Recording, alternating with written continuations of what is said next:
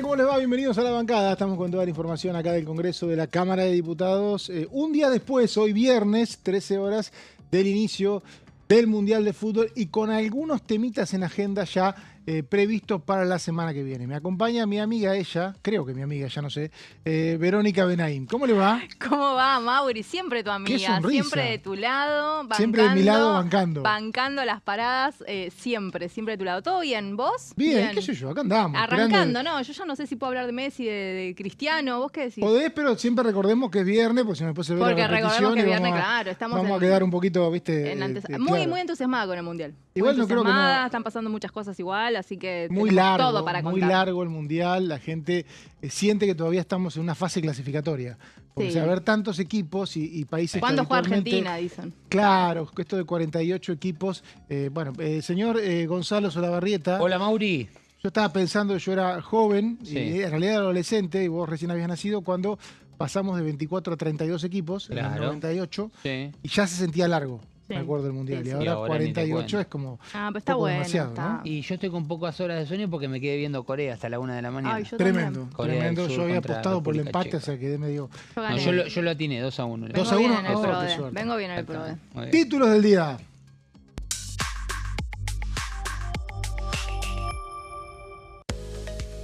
Superrig y representantes de cámaras empresariales expusieron sobre el régimen de incentivo para grandes inversiones.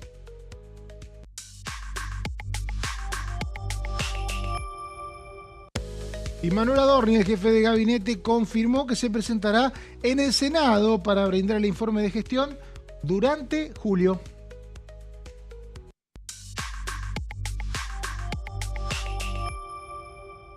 Y un tema que va a estar Gonzalo tiene que ver con propiedad intelectual de semillas. Una resolución oficial dictó un protocolo para proteger los derechos de los desarrolladores de las variedades vegetales registradas.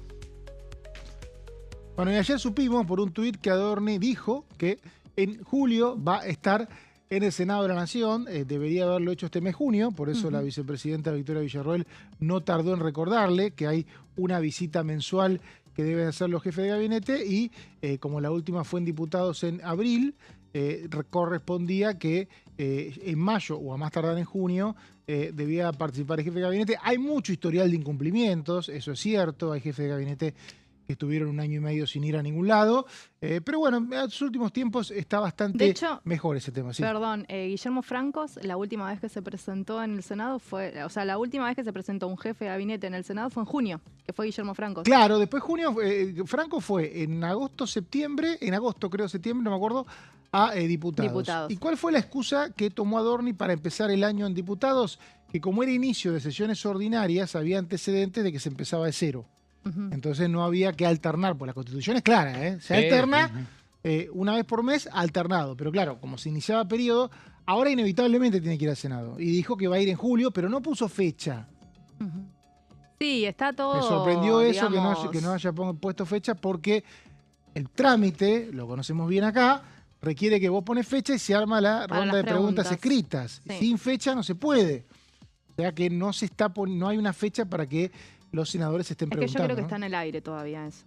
Todavía no está definido. Todavía no está definido si realmente será en julio y si realmente habrá ciertos requerimientos del Senado para que vaya en este mes. Todavía el mes no Miércoles, termina. reunión de jefe de bloque del Senado con Miércoles Villarroel. reunión, se quiere por este avanzar en una sesión también la semana que viene del El jueves, ¿no? oficialismo, exactamente el 17. 17 de miércoles.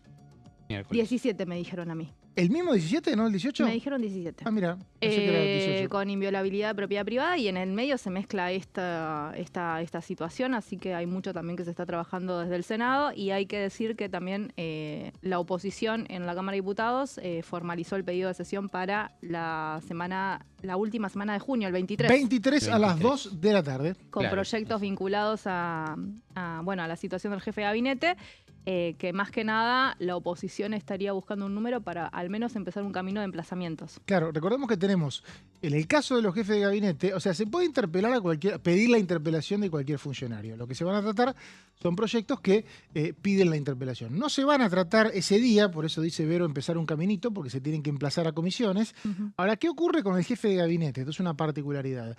Puede el Congreso echarlo, mediante lo que se conoce como una moción de censura, con mayoría simple. Yo sé que el texto dice mayoría absoluta. Bueno, Sí. mayoría absoluta y mayoría simple Es es lo lo mismo. mismo. Sí. Lo que pasa es que mayoría absoluta es la mitad más uno del total, sin importar los que A estén ver, presentes. de 257 diputados, Tiene vos que tenés haber que tener 129. El tema es o que más. 129 necesitas para el quórum también. O sea, Claro. nadie va a la sesión sin 129 que puede ir coordinando. En el caso de juicio político, que ocurre para todos los funcionarios, el resto, y para el presidente y el vice, sí necesita 2/3. Sí, es otro Entonces, número. un jefe de gabinete que tiene problemas con la oposición está complicado porque lo pueden echar. Un ministro no. Exacto. De hecho, el ministro no ha asistido. Mario Lugones, ministro de Salud, no asistió a la interpelación Es el año verdad. pasado y ni siquiera están contempladas algunas sanciones. Sí, O sea sí, que es muy desguarnecido está un jefe de gabinete cuando una oposición lo embiste, ¿no? Está buena la aclaración, Mauri, porque generalmente cuando nosotros hablamos después de una sesión de distintos proyectos que se aprueban o no, cuando contamos y contabilizamos los números de los votos, marcamos las ausencias, marcamos las abstenciones, y en esto de la aprobación a través de los votos a favor, nosotros lo que contamos son las mayorías simples, que es la mitad más uno de los presentes. Claro. Que no es lo mismo que la mayoría absoluta que vos decís que sí o sí es la mitad más uno la Cámara. de los integrantes de la Cámara, estén o no en el recinto. Pero si vos te fijás, ya es muy difícil que una aprobación de un proyecto seguro, y te dirías que de algún articulado, salga con menos de 129. Sí, Casi sí, nadie sí. se arriesga. Sí. Yo digo esto a veces. Hay algunos muy poquitos Muy que han salido en poquito. 122, 23, pero no. Muy poquita. Yo digo esto, a veces suena un poquito feo, que para mí lo de mayoría absoluta es porque antes, pero ubiquémonos en la época, no había celulares, entonces por ahí se te perdía algún diputado, algún senador, y lo tenías que llamar. Hay muchas historias de largos discursos que duraron varias horas de discurso, Para porque no entretener. encontrabas a alguno Claro. que se había ido por ahí al médico. Ujú. Pensemos, no había cómo comunicarte. Entonces, Eso. un poco te salvaba de eso. Porque cuando en determinadas situaciones, como esta moción de censura, bueno, ese día que estén todos. Hoy eso no pasa. O sea, realmente quien coordina una mayoría es de 129. Pero bueno, esto tiene que ver con el capítulo Adorni, que tiene mucha implicancia en la Cámara de Diputados y en la Cámara de Senadores. Ayer fue un día de una reunión de una bicameral que tiene pocas funciones, hay que decirlo, pocas atribuciones, pero que sirve como un contrapeso importante de un poder muy fuerte como el Ministerio Público. Y que ¿no? incluso creo que se reunió 10 minutos. Sí, el fue muy encuentro breve. de- Para elegir autoridad. Estamos hablando, se llama la Sí. bicameral de seguimiento y control del Ministerio Público de la Sí. Nación. El Ministerio Público de la Nación es donde están los fiscales, el procurador en este momento es interino, Ujú. van a cumplirse 10 años el año que viene si no se consigue un 2/3 para reemplazarlo. Y no hay vista aparente de que. Hay que ver, en segundo semestre decían que iban a estar ¿Vos decís? negociando Puede algún ser. nombrecito. Pero, por ejemplo, un fiscal de la Nación que está bajo esa órbita del Ministerio Público es sancionado por el propio Ministerio Público. O sea, hay una cuestión muy de mucho poder que tiene este ministerio, en realidad esta área de la justicia, ¿no? Que es que agrupa a los fiscales, y el Congreso lo que hace con esta bicameral es poder hacer un seguimiento. ¿Hace algo bien? ¿Hace algo mal? Y bueno, ayer se reunieron, eligieron autoridades, y el Sebastián Galmarini, es el diputado de Unión por la Patria, fue elegido presidente, Ujú. y esto decía. Pusimos en marcha la Comisión Bicameral de Control y de Seguimiento del Ministerio Público. Por supuesto que es un enorme desafío, fueron muchos años donde la comisión no se pudo constituir y por supuesto que no hubo ese contacto entre el Ministerio Público Fiscal y la Defensa con el Congreso, así que creo que tenemos mucho trabajo por delante. Estuvimos trabajando un poco primero con las rendiciones que te traen tanto el Ministerio Público de la Defensa como el Ministerio Público Fiscal. También hay un tema que está circulando y que ha sido bastante mencionado en estos últimos meses, que es a partir del fallo Levinas y cómo el Ministerio Público, ese cuarto poder, queda fuera de este fallo que emitió la Corte Suprema de Justicia, y obviamente quedan muchos temas vinculados, el cambio de régimen acusatorio, el debate acerca de la cobertura de vacantes, así que la verdad es muy importante, ha sido una reunión muy interesante, y por supuesto que en adelante el desafío es que podamos construir la mayor cantidad de consenso posible para poder avanzar y ayudar a la justicia a cumplir su rol y por supuesto a cumplir con la sociedad que nos reclama que estemos a la altura de las circunstancias. Escuchábamos a Sebastián Galmarini y también hablaba de este tema de la bicameral de seguimiento del Ministerio Público el diputado de La Libertad Avanza por Jujuy, Manuel Quintaro. Acabo de asumir como secretario de la Comisión Bicameral Permanente de Control del Ministerio Público Fiscal. La verdad que es una comisión que venía con poca actividad y bueno, donde a través del presidente Sebastián Galmarini, el diputado Sebastián Galmarini, vamos a poner en marcha, en donde tiene una serie de funciones muy importantes esta comisión, como por ejemplo analizar el cumplimiento del presupuesto del Ministerio Público Fiscal y el Ministerio Público de la Acusación y de la Defensa, con lo cual hay una tarea retrasada de control de la ejecución de esos presupuestos y creo que nos vamos a abocar bastante en lo inmediato a trabajar sobre esos temas, ¿no? Por otro lado también hay mucha inquietud de parte de los fiscales nacionales en cuanto al funcionamiento del sistema acusatorio, el cual vamos a obviamente escuchar las inquietudes y dar una mano en la implementación, si bien no es competencia específica de esta comisión, pero sí tenemos la interrelación con el Ministerio de Justicia, la cual podemos llegar a ser una pieza importante para que este nuevo cambio de paradigma del sistema acusatorio a nivel nacional pueda llevarse a cabo con una gran soltura, y teniendo en cuenta que el diputado Álvaro Martínez, que también es miembro de esta comisión, que es el presidente de la Comisión de Justicia de la Cámara de Diputados, también puede ser una pieza clave, con lo cual vamos a estar codo a codo con la justicia y sobre todo con el Ministerio Público Fiscal de la Nación, ayudando a que en definitiva a que funcione correctamente y en última instancia a que los delitos que están acosando a nuestro país, que están con una tasa en baja, pero queremos darle un impulso a esta comisión y darle las herramientas al Ministerio Público Fiscal para que esa tasa siga bajando en cuanto a los crímenes que se cometen en el país. Así que bueno, gracias a ustedes por la cobertura y bueno, estamos acá a disposición de toda la Cámara y de la sociedad en general. Ojo con estas comisiones que parece no pasa nada y un día se reúne por un caso resonante y se evalúa la conducta de un fiscal y se le mete presión al Ministerio Público. Eso es lo máximo que puedo hacer, pero no es poco.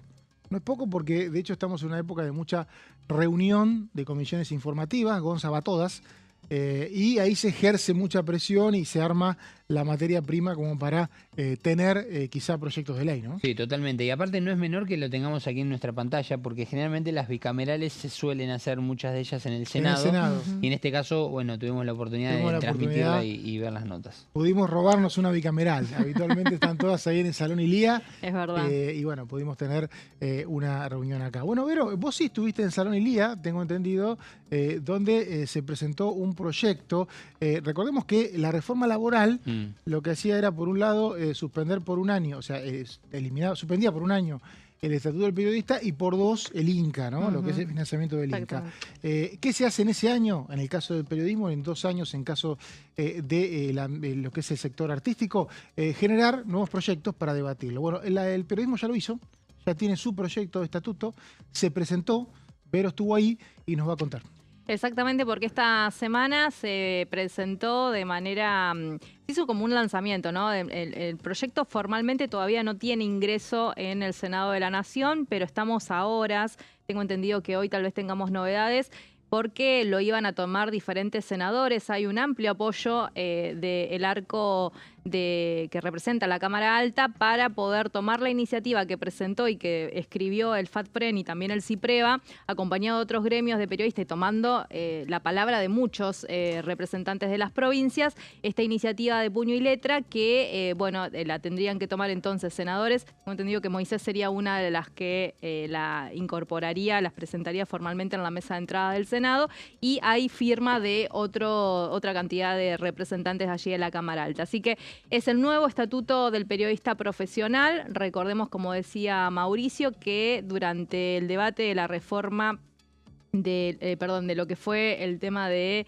la reforma laboral, allí en principio se derogaba directamente el estatuto, hubo muchas negociaciones en las que se llegó a un acuerdo, y esto es lo que establece la ley, que tiene la duración de 1 año, y a partir de que se cumpla ese año se cae directamente el estatuto. El compromiso también fue que si el periodismo, los periodistas presentaban su propio proyecto, esto iba a tener tratamiento allí en la Cámara Alta, en principio, por eso se inicia por ahí. Bueno, la iniciativa busca reemplazar lo que es esta histórica ley, que es la 12.908, antes de que venza esta prórroga que habíamos dicho que está establecida en la reforma laboral, que es hasta el 31 de diciembre de este 2026.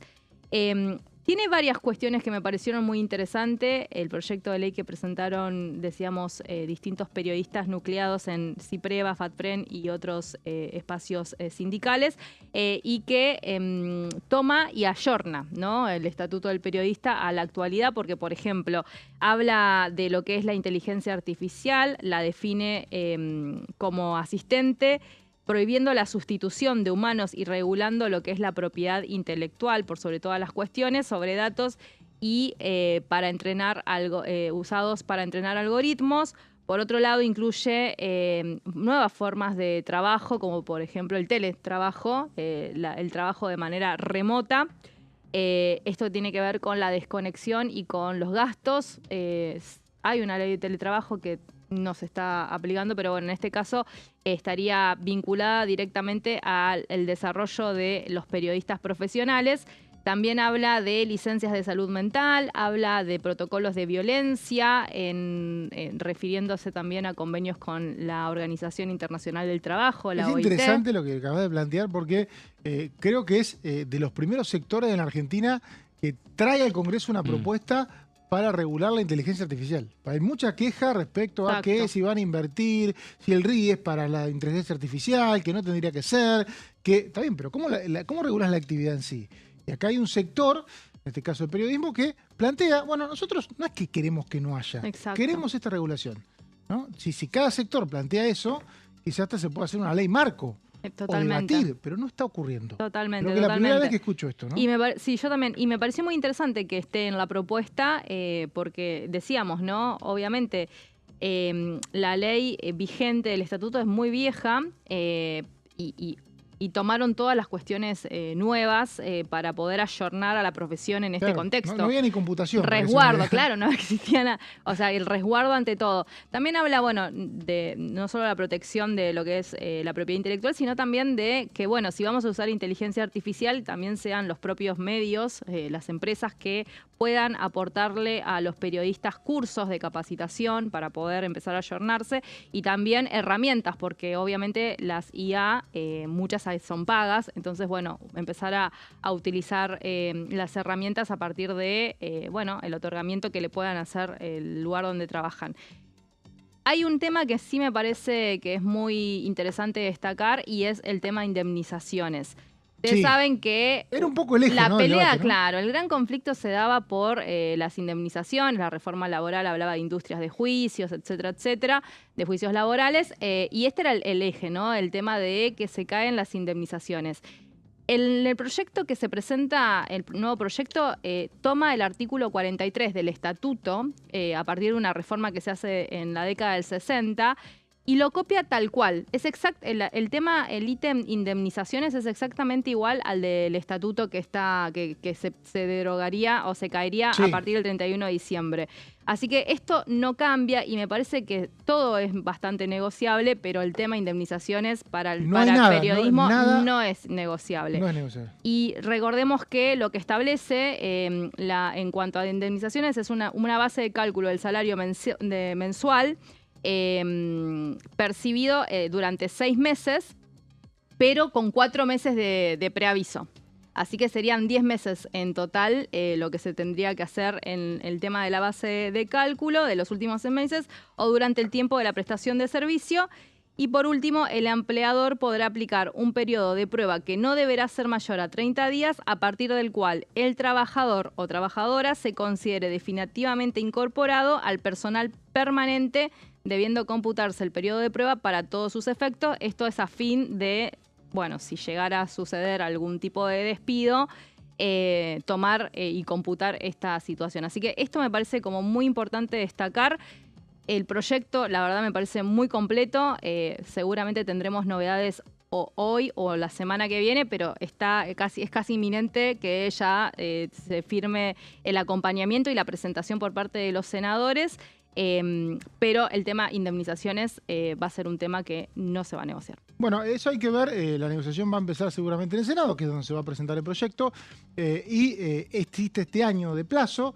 Y bueno, y para que los otros sectores que por ahí están viendo, que representan otros sectores de la economía, inclusive de diferentes profesiones, vos hablaste de Inca, ¿no? Inca tiene 2 años. Me parece que la semana que viene hay una comisión de cultura y viene. Bien. Sí, va en relación, me parece también. Tiene 2 años, tiene que presentar un proyecto, una alternativa, ¿no? Porque obviamente que el plan A de todos los sectores es mantener esos derechos. Pero bueno, si hay una negociación abierta, hasta se pueden actualizar los textos, como pasa con el estatuto, pero tiene que haber algún material de negociación, ¿no? Claro. Como en este caso hubo en el caso de Cipriva. Me decías la semana que viene cómo está la comisión de cultura. Sí, hay una comisión de cultura justamente el día miércoles, en donde van a estar representantes del Inca, básicamente actores, para contar un poco. ¿Cómo? Actores. Claro, actores, representantes del Inca que van a estar justamente hablando y manifestando. El martes a las 11, ¿no? Actual. Sí, el martes a las 11. Dije? El miércoles. Sí, dijiste miércoles. Está bien, porque el miércoles también hay una temprano. Hay 3 comisiones convocadas. Hay 3 comisiones, no sé acá si tengo 2 más. Martes a las 3. 11 la de cultura y a las 15 turismo. No, me estoy equivocando. Porque eso es 23. Claro. Martes 23. Martes 23. Martes 23. Mirá, o sea que el martes 16 está la comisión de las 12, el plenario ya habitual de Pymes y Comercio. En este caso con el sector azucarero. Esto es el martes 16 y lo que vos planteás es el martes 23. Vamos a estar haciendo el próximo. Bueno, F5 seguramente.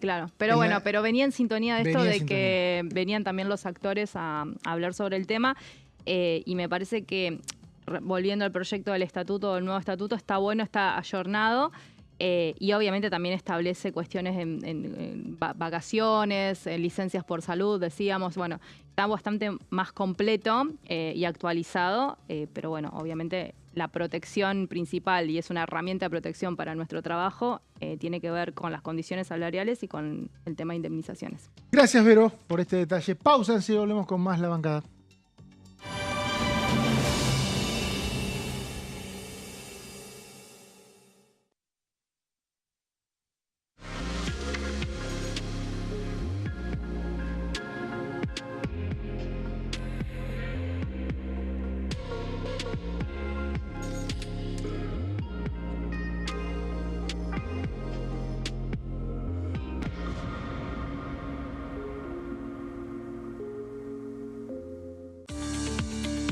Leyes en un minuto.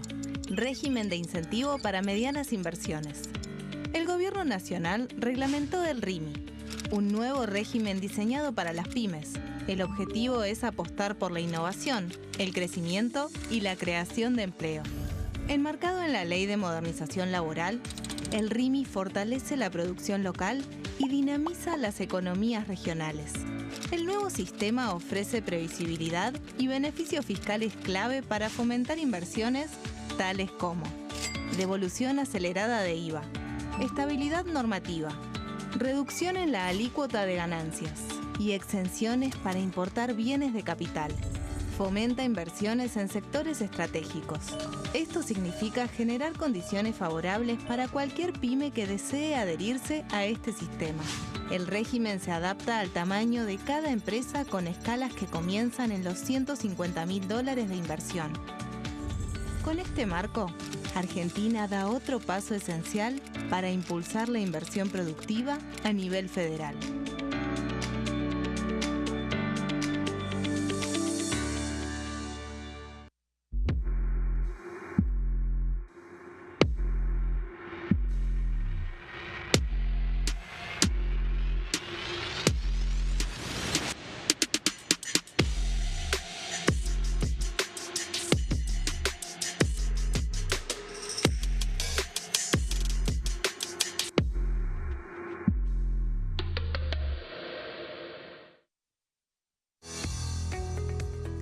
conforman el Congreso?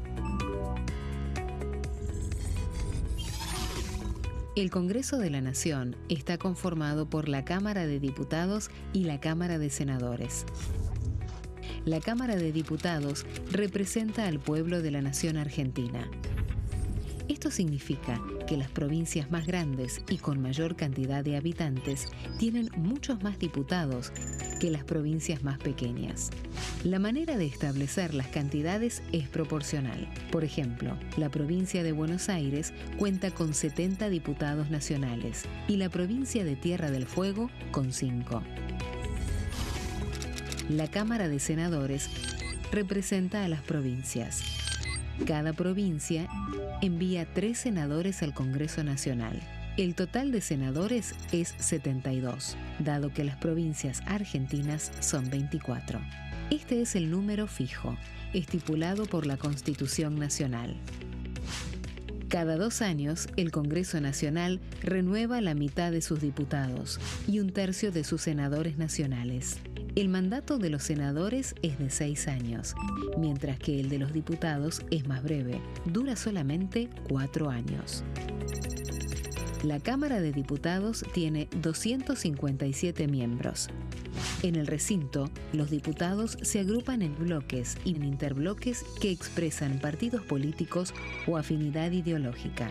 Existen también los monobloques, integrados por un solo diputado. El bloque oficialista se dispone a la derecha del presidente de la Cámara, el bloque opositor mayoritario a la izquierda, y en el centro, los bloques con menos cantidad de integrantes. Son requisitos para ser diputado: tener al menos 25 años, 4 años de ciudadanía argentina, haber nacido en la provincia por la que se postula o haber residido en ella los 2 años precedentes.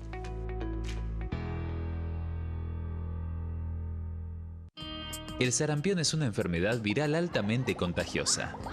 Que no juegue con tu hijo. Puede poner en riesgo especialmente a menores de 5 años no vacunados. Ante la aparición de fiebre y manchas rojas en la piel, consulta de inmediato con un médico.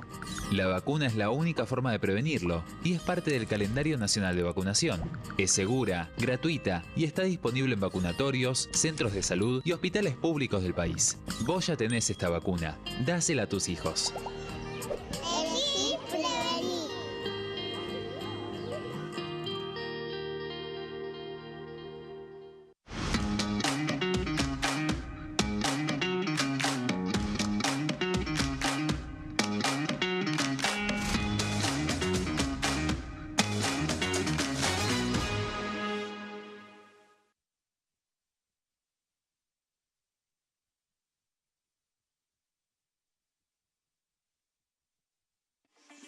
Leyes en un minuto. Acuerdo Mercosur-Unión Europea. Este acuerdo surge luego de 25 años de negociaciones entre ambos bloques y fue ratificado en diputados con 203 votos a favor, 42 en contra y 4 abstenciones. Gracias a esta ley, se crea una de las zonas de libre comercio más grandes del mundo, alcanzando a casi 800 millones de consumidores. En un contexto de fragmentación económica, funciona como una alianza estratégica de cara al futuro.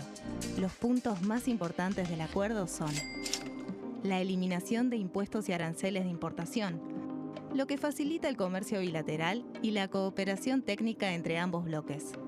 El acuerdo no se limita a bienes físicos, sino que también incluye regulaciones sobre servicios, propiedad intelectual y desarrollo mutuo. Además, establece un mayor acceso al mercado europeo para productos como carnes, vinos y agroindustria. Adicionalmente, contempla el ingreso de maquinaria y vehículos de origen europeo. Tras ser aprobado por el Congreso, Argentina y Uruguay se convirtieron en los primeros países del Mercosur en ratificar el acuerdo. Este acuerdo consolida una alianza comercial estratégica entre ambos bloques.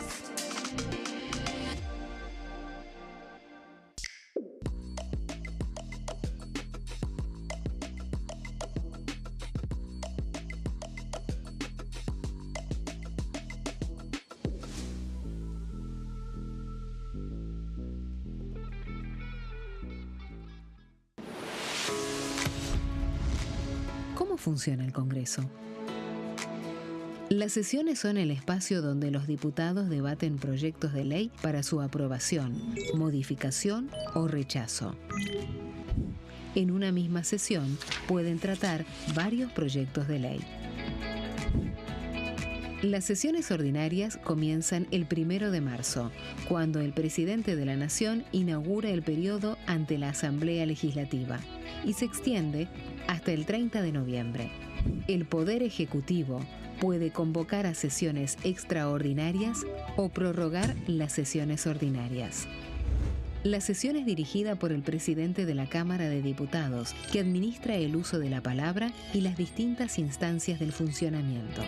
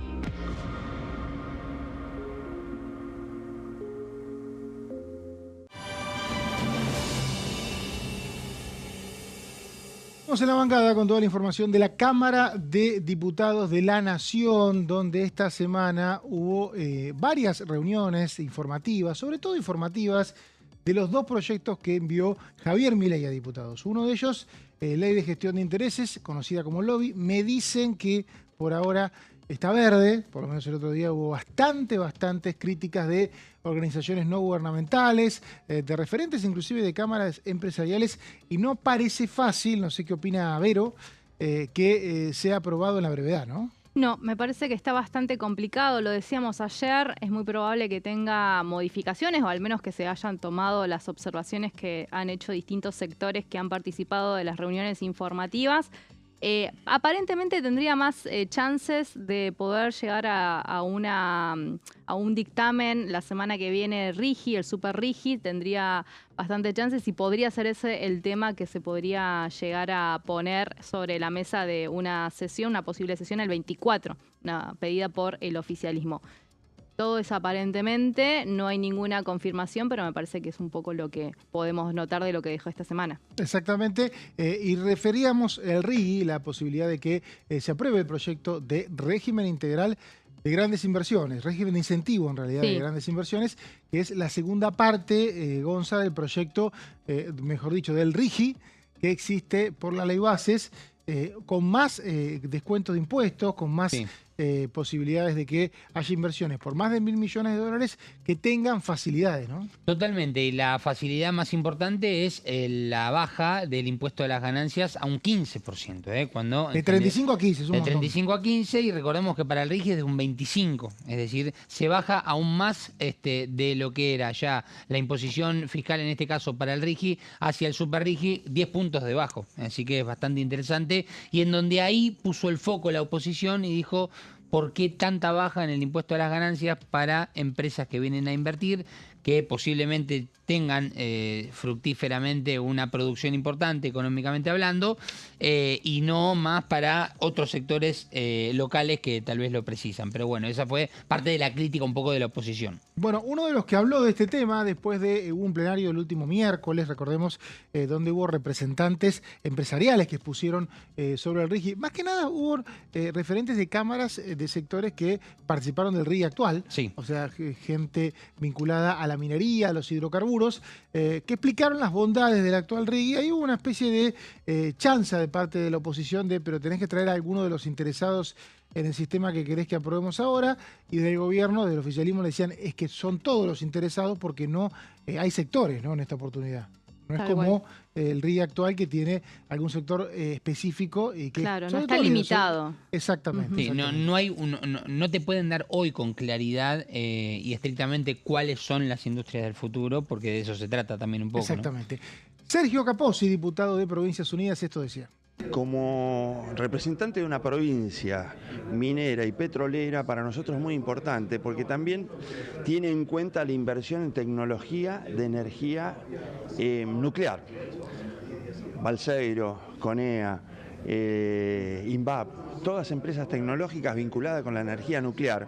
Y cuando pensamos en la Patagonia como un desarrollo para estas alternativas, energías alternativas que son limpias, y a pesar de lo que puede opinar mucha gente, la energía nuclear es la más segura, estamos hablando de inversiones de mucho más de 1.000 millones de dólares. Entonces necesitamos que estas inversiones, que van a ser a 10, 20, 30 años, tengan una seguridad jurídica, y para eso el SUPI-RIGI puede ser un buen elemento, un buen instrumento. Tiene un umbral mucho más alto, ¿no? Cuando el RIGI hablaba de 200 millones de dólares como inversión inicial, el menú de inversiones era muy limitado. Este es mucho más amplio y además, insisto, con eso, y una cosa también muy importante, es que la gente tal vez no está informada, pero no es que no va a pagar impuesto a las ganancias, va a pagar una alícuota más baja. Entonces, eso por un lado. Y por otro lado, darle la seguridad jurídica al inversor de que va a tener por 20, 30 años la seguridad jurídica. Que eso es lo que nosotros tenemos que cambiar, esa matriz. Eso, en el mundo, o el mundo, mejor dicho, le ha perdido la confianza a Argentina. Y reglas claras que te digan esto no se va a modificar en 20, 30 años, son inversiones muy grandes y a largo costo y a largo plazo. A Capozzi de Provincias Unidas también hablaba de este tema la diputada Patricia Vázquez. Todas las discusiones que estamos dando para lo que nosotros llamamos el Congreso más reformista de la historia son importantes, son de vanguardia. Y la verdad que es intensa la actividad, a ustedes le consta la actividad que tenemos de comisiones como nunca antes. La verdad que no sé cómo habrá sido, porque por lo que sabía desde el lugar de ciudadana en el kirchnerismo, acá no pasaba nada. O por lo menos pasaba mucho menos de lo que pasa ahora. Y hay propuestas muy troncales, muy importantes, muy básicas para dar realmente vuelta a la Argentina en la apertura al mundo, en su producción, en la mejor calidad de vida de la gente. Bueno, todo lo que ha sido materia de desregulación, como lo que ha sido materia de reforma de modernización laboral, hoy también con el SUPI-RIGI, que ya tiene efectos concretos, porque en una época soñábamos con inversiones o con lluvia de inversiones, ¿no? Y la Argentina es como si hubiera sido una cantidad enorme de escombros que no podía recibir ni un peso más, porque en realidad no estaba en condiciones de recibir. Esta Argentina es una Argentina más confiable, más estable, más segura, y que claramente puso condiciones claras, transparentes, de previsibilidad, de seguridad jurídica. Bueno, y por eso está pasando lo que está pasando. Ya estamos hablando de casi 100.000 millones de dólares de inversiones, y esto recién empieza. Escuchábamos a la diputada Patricia Vázquez, también hablaba del tema del SUPI-RIGI el diputado de La Libertad Avanza, Lisandro Almirón. Creo que más allá de las cuestiones críticas también hay un aporte importante, que es poner en valor el éxito del RIGI, digamos, más allá de los cuestionamientos. Creo que cada expositor que ha venido ha ponderado no solamente la normativa, sino también el horizonte de la Argentina para los próximos años. Son planes de mediano y largo plazo, sustentables en el tiempo, con creación genuina de riqueza, de aumento de divisas y por supuesto de manera directa o indirecta de gran impacto en el mercado laboral. Así que creo que lo que deja en claro también, digamos, la exposición, más allá de los cuestionamientos, es que en este comparativo del éxito del RIGI y la necesidad de haber ampliado el horizonte para plantear otro proyecto tan importante como el SUPI-RIGI, que ya tiene cuestiones específicas, deja deja abierta la posibilidad para inversiones de más de 1.000 millones de dólares, pero que tiene como si se quiere, como premisa fundamental la innovación, la modernización, inteligencia artificial, robótica, la capacidad que tengamos de empezar a ofrecer cosas en función a los productos que se encuentran muchos por la minería. Por ejemplo, se habló mucho de los semiconductores. Por supuesto, si vas a explotar cobre vas a tener un impacto importante en la economía de cosas que podés generarlas en el país con una inversión importante, como los semiconductores, como el desarrollo de inteligencia artificial en la zona de autos.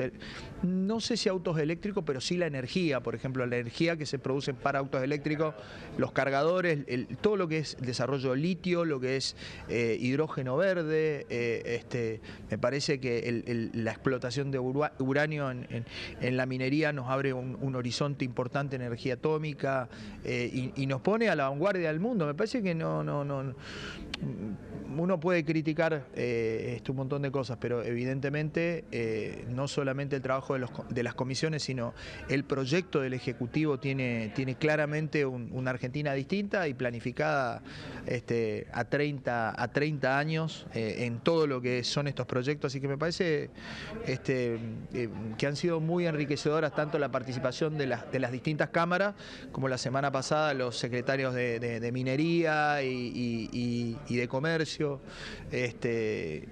con temas muy actuales y con temas de vanguardia a nivel de la economía mundial, así que me parece que hemos sido de alguna manera en estos últimos meses noticia en Sudamérica por el desarrollo de la minería argentina, por el desarrollo de este tipo de incentivos que nos abre, como te digo recién, un nuevo horizonte y me parece que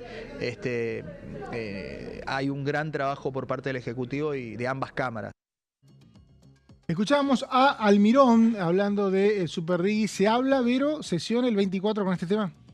En principio sería esa el panorama, ¿no? El oficialismo estaría pensando en una sesión para el 24 y este sería el gran tema con el cual podrían llegar a tener un dictamen. La semana que viene la idea es poder llegar a firmar ese despacho y con eso ir. Estábamos hablando mientras escuchábamos a Almirón que otros temas posibles podrían ir, teniendo en cuenta que ley de lobby está bastante complicada para llevarla al recinto el 24, pero hay temas que han venido al Senado. Exactamente, que tiene que ver con los holdouts. Claro. Y también con la creación de cámaras de la justicia que responden a la justicia de Mar del Plata y de Tucumán. Claro, esas dos iniciativas vienen con ya sanción del Senado, así que es muy probable que se incorporen. Y sobre todo el tema de estos holdouts que tienen plazo de vencimiento en junio. El 30 de junio. No tengo entendido si se pudo dialogar alguna prórroga más. Ya se hicieron ahora, dos prórrogas, claro, pero me parece que no es la intención porque los votos tienen que estarían. salir. Los votos estarían, son cuestiones que habitualmente la oposición no boicotea, ¿no? Claro, o sea, tiene que de hecho, salir. No salió por unanimidad en el Senado, pero tampoco es que se sabía que estaban los votos. Bueno, quien está con un tema que hoy tiene algún tipo de anuncio que tiene que ver con la ley de semillas. ¿Cuántos tiempos escuchando hablar de la ley de semillas? La cantidad de diputados que vinieron acá enojados que la ley de semillas, la ley de semillas. ¿Y te vas a meter con ese tema, Gonzalo? Me voy a meter Mirá que con tú vas ese a tema. tener un público hostil, ¿eh? ¿Avanza o no avanza? Es de larga data, ¿eh? ya Primero sé. tenemos que separar los tantos. En A ver. principio tenés la ley de semillas que es de 1973. Bien. ¿Que se está esperando? Sí, hace mucho tiempo un debate de si tiene que haber una actualización, si tiene que haber cambios y demás. Bueno, el Gobierno Nacional lo que plantea, y vamos a repasar una publicación que hizo casi al comienzo de la semana el jefe de gabinete Manuel Adorni respecto a que a partir de hoy, dice Manuel Adorni, esto lo dijo el lunes, ¿el lunes 8 o martes 8? Ahora me perdí, creo que fue el lunes 8. A partir de hoy se está... Lunes 8, exactamente. Dijo, a partir de hoy se establece un nuevo protocolo para la protección de la propiedad de semillas en Argentina. Cada productor argentino va a tener la libertad de elegir este mecanismo y recuperar 30 años de atraso en la calidad de sus semillas. Gracias a esta actualización se estima un incremento en las exportaciones en más de 4.000 millones de dólares anuales. Fin. Esta fue la publicación que hizo el jefe de gabinete a comienzo de semana. ¿Por qué? porque hay una resolución que se implementó en el boletín oficial, donde el gobierno nacional lo que hace es generar un nuevo protocolo para la propiedad de las semillas. Vamos a empezar a repasar en placas parte de esto que es bastante interesante. Esta publicación la hizo el INASE, que es el Instituto Nacional de la Semilla, y la Secretaría de Agricultura, Ganadería y Pesca, como decíamos, en el boletín oficial. Lo que busca básicamente es proteger la propiedad intelectual de las semillas y evitar el uso no autorizado de las semillas registradas. Este es un gran problema que está teniendo hoy en día la Argentina, el tema de las semillas registradas, pero sobre todo el uso no autorizado de las mismas. Es ahí donde los productores están sosteniendo, o en realidad los utilitarios, los semilleros, están solicitando una modificación en este aspecto para una mejora y para que, en este sentido, el gobierno nacional tiene que dejar de haber un mercado ilegal en este aspecto de las semillas. O sea, respetar la propiedad intelectual de las semillas. Eso es lo más importante. ¿Quién lo pide? Bueno, en definitiva, esto es un trabajo que hacen los semilleros y que lo precisan justamente para que puedan tomar por parte de los productores capital, en este caso de empresas de acopio y demás, que puedan ser quienes controlen estas semillas y que en este caso no haya una especie de repartija entre diferentes productores y que esto pueda llegar a darse en el contexto de lo que llaman básicamente el mercado ilegal, ¿no? Por ende, ahí es donde se pone el foco principal. Hoy me explicaban algo así como, para que se entienda, Mauri, no vamos a utilizar el término pizza porque es muy burdo, digamos. Pero vamos a suponer que tenemos una porción dividida en 8, ¿no? Que es básicamente lo que se puede tomar como 2 de esas 8 porciones, las retenciones, que es un porcentaje que se queda justamente en las arcas del Estado Nacional y que el resto de las 6 porciones tiene que ser dividida no entre 6, sino entre 8 personas o entre 8 partes. Ahí es donde está la pérdida. Bueno, en este caso, con esto, básicamente lo que hacen los semilleros es tener la posibilidad de que, bueno, ante la posibilidad de que se haga este control y de poder vender estas semillas, se haga, bueno, a través de la obtención de una porción, ¿sí? De esas que estábamos diciendo. Si de la porción te quedan 6 porciones divididas para repartir entre 8, ahí vas a tener una pérdida, porque las otras 2 porciones son las que se queda el Estado, que llamaríamos las retenciones. Bueno, en este caso lo que están solicitando es bárbaro. ¿Querés la semilla? Bueno, a cambio yo quiero una porción. ¿Sí? Básicamente ese es el intercambio y ahí es donde estaría la ganancia, en este caso, para los semilleros. Además de evitar todo esto que decíamos que es el mercado ilegal. Vamos a ir a la siguiente placa para ahondar un poco más en este tema. Básicamente se implementa un sistema para control de identidad varietal, o sea, de las diferentes variedades. Me dicen que uno de los puntos principales de acá está puesto en la soja, que no es ninguna novedad, lógicamente, de los granos en el primer punto de entrega. Cuando se habla del primer punto de entrega, acá es donde también me decían que aquellas empresas que se dedican justamente a la distribución, al acopio y demás, van a ser un poco los controladores de este sistema y va a dejar de ser simplemente un criterio del INASE, del Instituto de la Semilla Nacional, este primer control ya directamente en la primera entrega, en el primer acopio. Y acá es donde aparece esta parte del sector básicamente distribuidor, que va a ser un poco el que, bueno, controle, diga que está bien, que está mal y si hay alguna nueva variedad de estas semillas. Se espera en este caso incentivar inversiones en tecnología agrícola, porque acá es muy necesario en este sentido, y modernizar en este caso el mercado agroindustrial. Vamos a ir a la siguiente placa, así al final escuchamos un testimonio de un diputado, que es el diputado Arduaín. Las muestras se tomarán en acopios y plantas registradas, que es lo que decíamos recién, con normas oficiales. Solo entidades autorizadas por el INASE podrán hacer los análisis, no el INASE directo, sino empresas que estén justamente autorizadas. Los resultados serán enviados al productor y al titular de la semilla. El objetivo es garantizar la transparencia, que es lo que decíamos recién, ¿no? El mercado legal. Vamos a ir a la siguiente placa para seguir el repaso en este caso.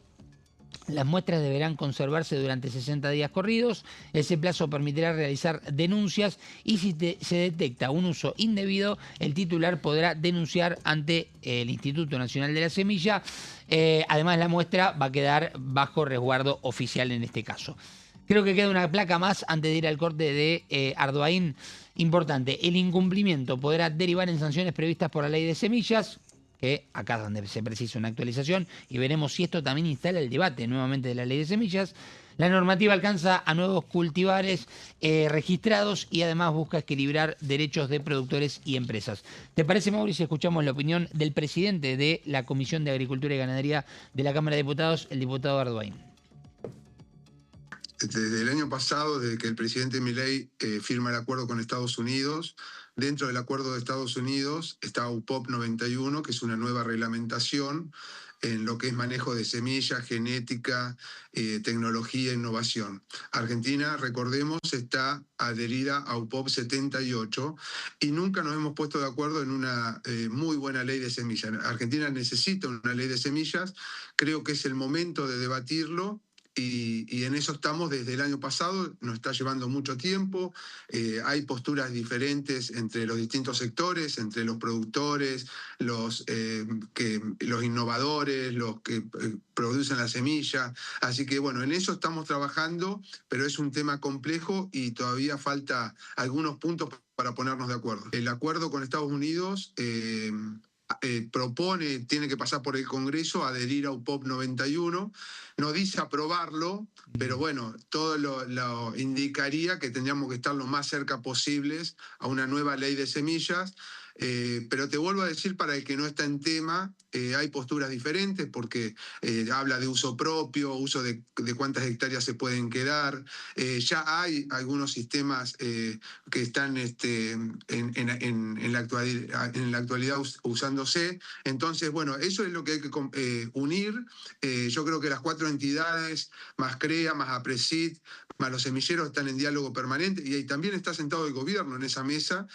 Creo que hay una reunión muy importante esta semana y el mensaje a todos es: trate de unir las posturas para cuando llegue al Congreso llegue el proyecto lo más unificado posible y que deje conforme a todos los actores. Bueno, ahí veíamos a nuestra amiga Meli Jofré, sí, señor, que es amiga nuestra y que estaba presentando a Ardoain en otro programa. Bueno, la verdad es impecable, Gonza, es un tema bastante complejo, sí. Muy solicitado por diputados de sectores agropecuarios. Es bueno que existan estas columnas para que queden así archivadas. Había un diputado de Misiones que siempre... De Misiones estaba Torelo de Bragado, que estaba sacado. Sí. No, Humberto, ¿cómo era? Schiavoni. Schiavoni, y Torelo, que es de Bragado, le mandamos saludos, también, que hablaba siempre con nosotros. Estuvo muy cerca de sacar esto en la última parte del gobierno de Macri, y tenía casi los votos. Dice que le falló Córdoba, lo venía a decir, falló Córdoba, siempre estaba. Es verdad. Pero es un tema de un largo debate. Gracias, Gonza, por la columna y por esta hora. Lo mismo a vos. Gracias, Vero. Gracias, Mauri. Gracias a ustedes por estar también. Tenemos fin de semana largo, o sea que nos vemos hasta el martes acá a las 13 en La Bancada. Hasta luego.